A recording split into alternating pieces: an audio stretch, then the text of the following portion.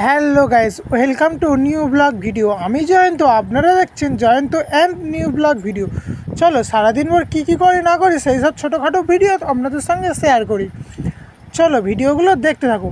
আমি গিয়েছিলাম দক্ষিণ রাস্তায়, গিয়ে ফোঁপল খুঁজছিলাম, ফোঁপল খুঁজে পেলাম। এগুলো 3টে পেয়েছি, কিন্তু ছোট ছোট গাছ হয়েছে, তাই এগুলো খাওয়া যাবে না, তো একটা মাটিতে পুঁতে দিয়ে 2টো নিয়ে নিলাম। তারপরে ফেরও ফোঁপল খুঁজতে শুরু করে দিলাম। তো এবারে ফোঁপলটা পেলাম একটু বড়, এর গাছটা দিয়েছে বড় মতন, তো এর ভিতরে পুরো ফোঁপল হয়ে গিয়েছে। তারপরে 3টে পেয়ে গিয়েছি, 3টে নেওয়া হয়ে গেলে এই ফোঁপলগুলো 3টে তুলে নিলাম। 3টে তুলে নিয়েছি, আর তো খুঁজে পেলাম না ফোঁপল, তো এই 3টে নিয়ে কাটতে দিয়ে দিলাম। তো এখানে একটা ভাই কাটছিল ফোঁপলগুলো, সে কাটছিল বলে তার কাছে কাটতে দিলাম। ফোঁপলটা কাটার শেষে দেখলাম অল্প অল্প হয়েছে। এখানে একটা দাদা দাঁড়িয়ে ছিল, তো ফোঁপলগুলো তো নিয়ে এসেছিলাম। তো ফোঁপলগুলো কাটার পরে ওর ভিতরে এইগুলো খাবো এবার আমরা। তো এইগুলোকে এরকমভাবে কাস্তে দিয়ে বা চামচ দিয়ে তুলতে হয়, এখানে তো চামচ ছিল না, তাই জন্য কাস্তে দিয়ে তুলছি। তো পড়ে গেল এটা,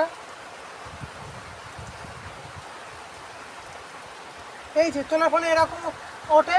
আর খেয়ে নিয়ে তারপরে বাইরে পড়ছিল প্রচণ্ড হারে বৃষ্টি, আমরা বসে বসে খাচ্ছিলাম ফোঁপল এরকমই সাদা সাদা। তো চামচ হলে ভালো হয়, কাস্তে দিয়ে খেয়ে নিলাম। আমাদের খামারে ছোট একটা ভিডিও স্ক্রিপ্ট নিয়ে থুয়ে দিয়েছিলাম যে কতগুলো ঘুঘু পাখি ধান খাচ্ছিল। এটা হচ্ছে সেই দাদাদের খামার যেখানে ফোঁপল খাচ্ছিলাম, নদী বাউন্ডারির কোলে।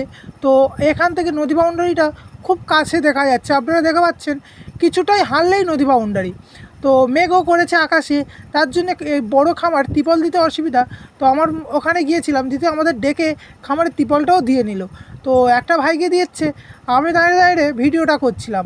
যেহেতু প্রচুর বড় খামারের ত্রিপল, টানতে দুজনে খুব কষ্ট হয়। এবং দেখতে পাচ্ছ হাওয়া থেকে ত্রিপলটা কীরকম ফুলে উঠছে। এখানে হাওয়া দিলে প্রচণ্ড ত্রিপল দিতে বা কাগজ দিতে অসুবিধা হয়।